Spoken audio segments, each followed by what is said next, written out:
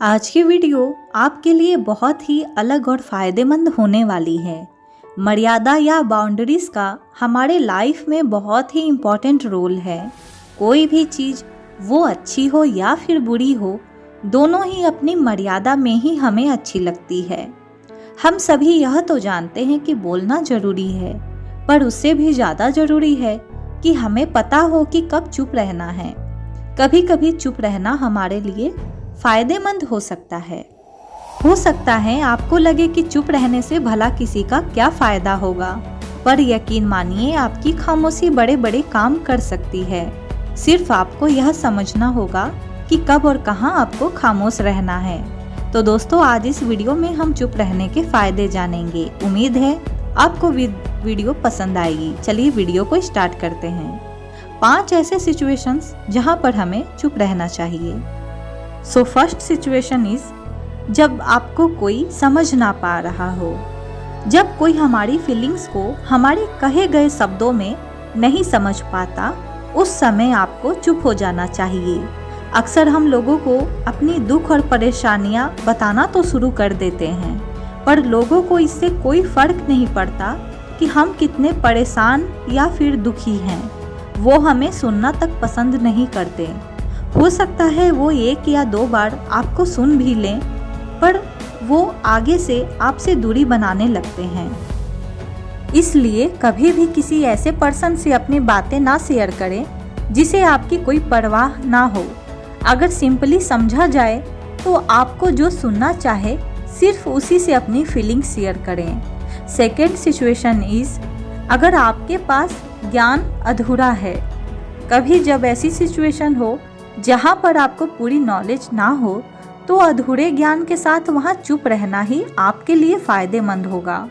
ऐसा इंसान जो आधा अधूरा ज्ञान होने के बाद भी उस विषय में बहस करता है, वह हमेशा ही सभी का मजाक का पात्र बनता है और आपकी बातों को कोई सीरियसली भी नहीं लेता है।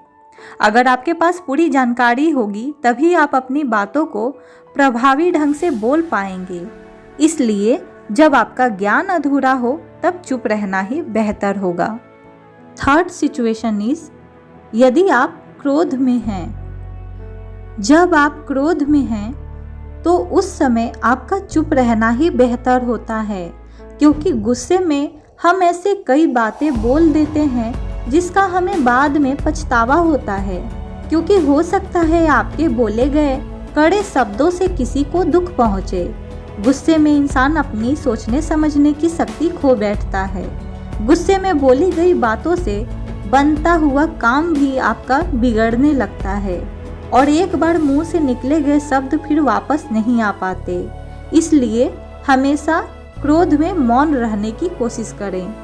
फोर्थ सिचुएशन इज अगर कोई आपसे अपनी फीलिंग शेयर कर रहा हो। अगर कोई आपसे अपनी तकलीफ बांटना चाहता है तो वहाँ पर आपको धैर्य के साथ बिना बहस किए उस इंसान की प्रॉब्लम को सुनना चाहिए। अगर आपको उसे कोई नसीहत भी देनी है तो पहले उसकी पूरी बात को सुन लें। ऐसा बिल्कुल महसूस न होने दे उस इंसान को कि आप उसकी बातों को सुनकर उस पर कोई एहसान कर रहे हैं। याद रखिएगा दोस्तों, सुनने वाला इंसान हमेशा ही गुणवान व्यक्ति माना जाता है। फिफ्थ सिचुएशन इज यदि कोई आपके साथ तर्क कर रहा हो।